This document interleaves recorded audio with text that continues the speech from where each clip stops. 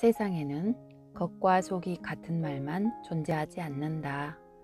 말끔하게 딱 떨어지는 말 이면에도 막말이 숨어 있고 치장할 줄 몰라 두서없어도 진심이 담긴 말도 있다. 좋은 말도 막말도 언제나 우리 뒤에 있다는 뜻이다. 쓸데없는 말도 쓸데있는 말도 그러하다. 그 갖가지 말로부터 나를 지키는 방법은 무엇일까? 라며 저자는 이 책을 소개하고 있습니다. 안녕하세요. 책 읽어주는 재미입니다. 오늘 소개해드릴 책은 김유진님의 그렇게 말해줘서 고마워입니다. 목차를 보면 1장 어떻게 나한테 그렇게 말할 수 있지? 2장 내 마음이 내 말을 따라가지 못할 때 3장 너는 왜 말을 기분 나쁘게 할까? 4장 내 삶을 단단하게 하는 말들 5장 말로 나를 지키고 관계를 지키는 대화법 6장 아무 말 대잔치 잘 들었습니다 입니다. 이 중 여러분과 나누고 싶은 부분 몇 군데 읽어보도록 하겠습니다. 옳음과 공감 중에 하나를 고르라면 찰스 몰로 슐츠의 만화 피너츠의 주인공 찰리 브라운이 스누피에게 물었다. 스누피, 희망이 보이지 않는데 어떻게 하지? 내가 스누피라면 어떻게 대답할까? 반대로 내가 이 질문을 누군가에게 했다면 그들은 뭐라고 말해줄까? 누군가는 희망이 보이지 않는 이유나 나의 근황에 대해 물을 것이다. 눈을 동그랗게 뜨며 조금 큰 소리로 왜? 라고 묻거나 무슨 일 있어? 라고 조심스럽게 말을 걸 것이다.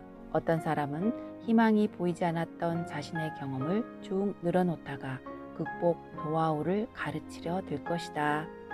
어떻게 해서 그런 생각을 하게 되었는지 꼬치꼬치 캐묻는 사람, 형식적인 위로를 건네고 다른 주제로 말을 돌리는 사람, 바로 맞장구를 치며 자신이 요즘 얼마나 힘든지 더 길게 늘어놓는 사람, 세상에 안 힘든 사람 없다고 물타기를 하는 사람 등등 이 질문에 대한 대답은 각양각색일 것이다.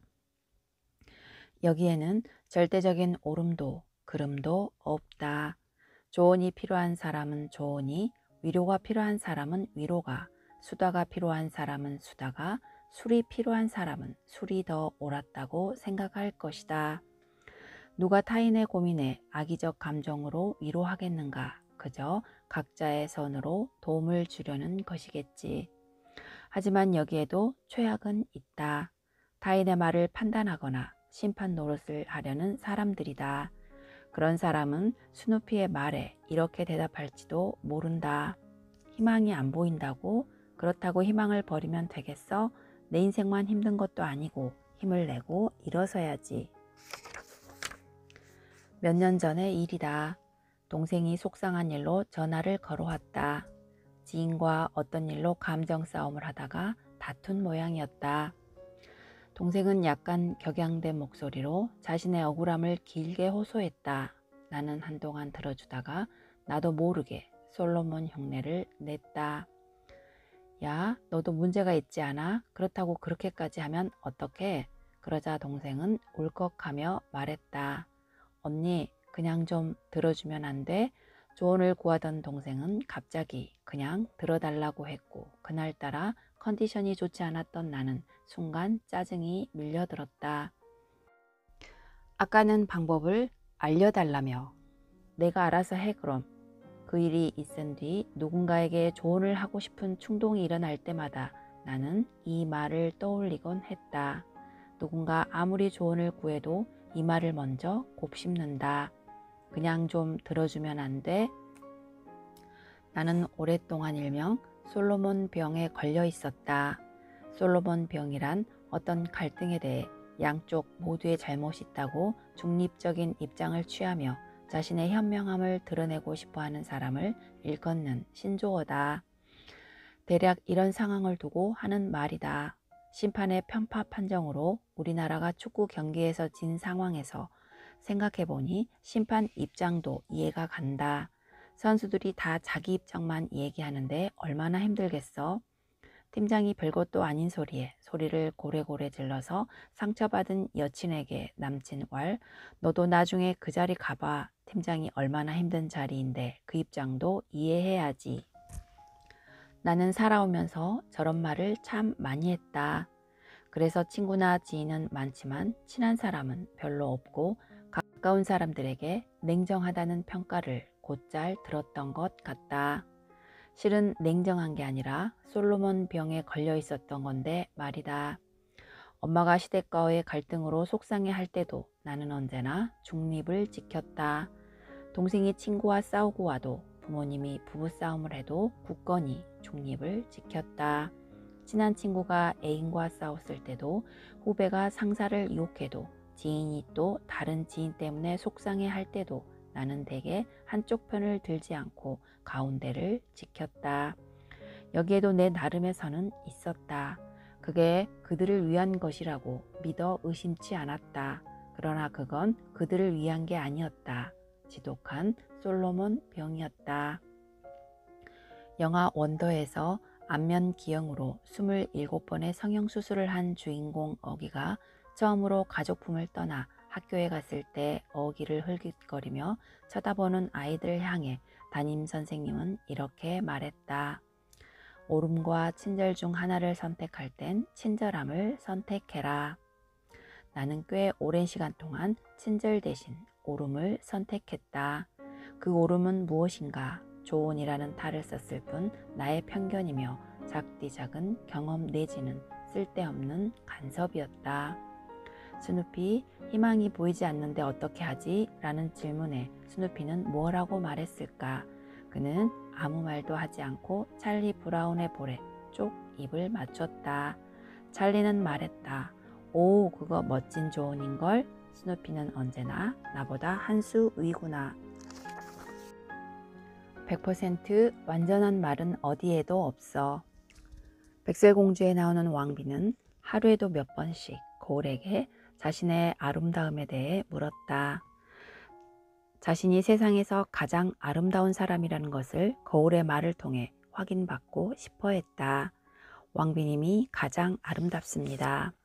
왕비는 거울의 한결같은 대답에 안도하면서도 그 말을 온전히 믿지 못하고 이내 불안해했다. 아마 스스로를 아름답다고 생각해 본 적이 한 번도 없는 듯 싶다. 아름답지 않은 자신의 모습을 대면할 용기가 없어서 거울의 말이 필요했던 것이다. 왕비는 거울의 말을 사실로 믿으며 살고 싶었다. 하지만 거울의 말이 바뀌었고 왕비는 또 그 말에 휘둘리고 말았다. 왕비님도 아름다우시지만 백설공주가 더 아름답습니다. 자신보다 더 아름다운 사람이 있다는 말을 듣게 된 왕비는 파국의 길로 들어섰다. 기세등등해 보였던 왕비는 왜 그렇게 다른 이의 말에 연연했을까? 휘황찬란하게 잘 차려입고 서서 거울에게 자신이 예쁘냐고 묻고 또 묻는 왕비가 측은할 정도다. 다른 사람의 말에 신경을 쓰고 예민해지는 나의 모습을 보는 것 같기도 하다. 친구나 연인이 나에게 그것도 못해? 너 때문이야. 너를 이해할 수 없어? 내가 어떻게 그럴 수 있어? 라는 부정적인 말을 했다고 가정해보자. 그런 말을 듣고 상대에게 왜 그렇게 생각하는지 차분히 물어보거나 그냥 듣고 넘기는 사람은 드물 것 같다. 보통은 나는 그렇지 않다는 것을 증명하려고 할 것이다. 나는 그렇지 않다는 것을 증명하려는 심리는 어떤 것일까? 상대방은 계속해서 나의 문제점을 지적하고 나는 그렇지 않다는 것을 증명해야 하는 상황이라면 순간 나도 모르게 상대의 말을 사실로 받아들인 것이나 마찬가지다. 상대방의 말이 완전히 틀렸더라도 그 말에 내가 규정지어지는 느낌을 피할 수가 없다. 그런데 말은 정말 믿을 만한 것일까? 말은 성급하고 감정이 앞선다. 실수가 작고 잘 지켜지지도 않는다. 진심이 아닐 때도 많다. 말은 전체가 아니라 부분이다. 지극히 개인적이며 주관적이라 옳다고 단정할 수도 없다. 당사자 입장에서 나온 좁은 소견일 뿐이다. 누가 어떤 말을 했다고 해서 그것이 그 사람의 진짜 생각이라고도 할 수 없다. 한 사람의 말 속에는 여러 사람의 말들이 복잡하게 섞여 있기 때문이다. 말은 즉흥적인 데다가 충동적이다. 다시 주워 담을 수 없는 치명적인 단점 때문에 그동안 공들여 쌓아온 것들을 무너뜨리기도 한다. 논리적으로 들리는 말도 다시 들어보면 허술하기 짝이 없고 유창한 말에는 과장과 허풍이 들어간다. 우리는 말에 대해 이 모든 것을 잘 알고 있다. 말에 대한 수많은 명언, 어록, 속담, 고사성어들이 말은 믿을 만한 것이 못되니 항상 조심하라고 가르쳐 준다.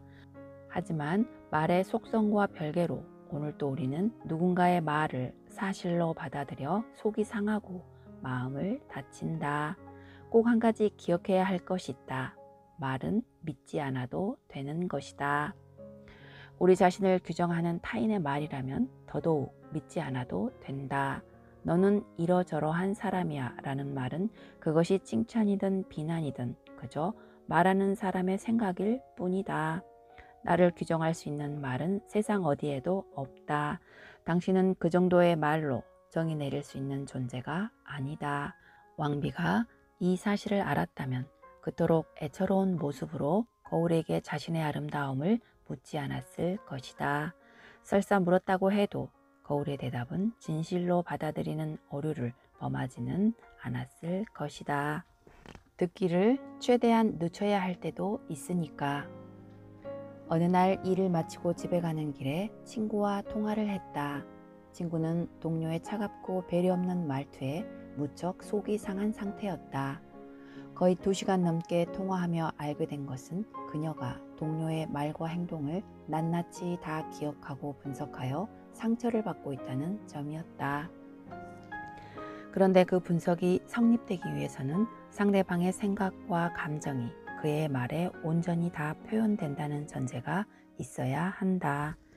그래야 그 사람의 말을 듣고 그녀가 짐작한 그의 마음이 어느 정도 맞을 테니까. 그런데 말이 우리의 생각과 감정을 얼마나 담아낼 수 있을까?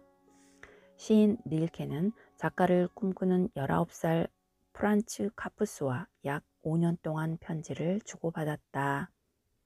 이 편지들은 릴케가 죽은 뒤 카푸스에 의해 책으로 묶여 젊은 시인에게 보내는 편지라는 제목으로 출간되었다. 릴케는 시인을 꿈꾸는 청년의 편지를 외면하지 않고 성의껏 답장을 써서 보냈다. 카푸스가 쓴 시에 대한 감상, 자신의 사상과 가치관을 친절하고도 진지하게 말했다. 그런 릴케에 대한 존경으로 나는 이따금 그 책을 혼자 낭송할 정도로 좋아한다. 그중 첫 번째 편지에 말에 대한 릴케의 생각이 나온다. 사람들이 보통 생각하는 것처럼 우리가 모든 것을 이해할 수 있고 또 말로 표현할 수 있는 것은 아닙니다. 대부분의 사건들은 말로 표현할 수 없습니다. 왜냐하면 그것들은 우리의 말이 한 번도 발을 들여놓지 못한 영역에서 일어나니까요. 말은 생각보다 작아서 우리의 생각과 감정을 다 담지 못한다. 말을 할 때 진심으로 감정을 싣더라도 그것은 완벽하지 않다. 실리다가 말고 너무 많이, 때로는 너무 적게 실려서 내 입을 떠난다. 아차 하지만 이미 떠난 뒤라 다시 주워 담을 수도 없다. 말의 보편과 보통을 담는 것은 하늘의 별 따기다. 설사 내 입에서 보통으로 출발해도 다른 사람의 귀에는 특이나 특별로 닿기 때문이다. 이렇게 진심이 얼마나 담겨 있을지 모르는 상대의 비난이나 칭찬을 곧바로 내 마음에 들이는 것은 무척 위험한 일이다. 더구나 귀가 불편해지고 마음이 동요되는 말을 들었다면 그것을 최대한 늦춰서 들을 필요가 있다. 한마디로 듣기를 보류해 보는 것이다. 나는 다도에 대해 잘 모르지만 차를 사랑하는 지인에게 가끔 얻어마실 때가 있다. 오랜만에 만나 왁자지껄 하다가도 차를 다리는 순간에 모두가 약속이라도 한 듯 침묵하는 모습을 보면 차가 주는 고요와 정지가 새삼 신기하다. 차는 종류에 따라 좋은 맛을 내기 위한 온도가 조금씩 다르다고 한다. 이때 뜨거운 물을 적당한 온도로 식히는 데 쓰이는 물 식힘 그릇이 있다. 찻잎이 든 주전자에 물을 붓기 전에 이 그릇에 따라 식히기도 하고 다 우러난 차를 잔에 따르기 전에 사용하기도 한다. 누군가와 관계가 좋지 않거나 상대의 말에 상처를 입을 때 내 안에 물 식힘 그릇이 있으면 어떨까? 듣기 좋은 말이든 상처가 되는 말이든 그것을 바로 받지 않고 나의 물 식힘 그릇에 한번 옮겼다가 담는 것이다. 상대로부터 온 말은 의도한 것보다 더 세지거나 내 안에서 변형되어 그의 본의에서 멀어져 결국 내 마음을 다치게 한다. 그러니 최대한 늦춰서 들어보자는 것이다. 무엇보다 인간의 말은 완전하지 않다. 이 불완전함을 알고 받아들이면 듣기를 보류하기가 쉬워진다. 불완전한 것들에게 상처를 받는 것만큼 스스로가 초라해지는 순간은 없다. 상대방의 말이 불완전한 것처럼 우리의 말도 그렇다. 나는 언제나 진심을 다해 말하는데 다른 사람은 안 그래 라고 생각하는 것은 오만이다. 이것은 말의 속성을 위반하는 생각이다. 생각과 마음의 크기가 1000이라면 말의 크기는 3 정도나 될까? 그러니 그것을 말 속에 억지로 담고 싶어하는 인간의 노력은 신이 보기에 얼마나 애처로울까?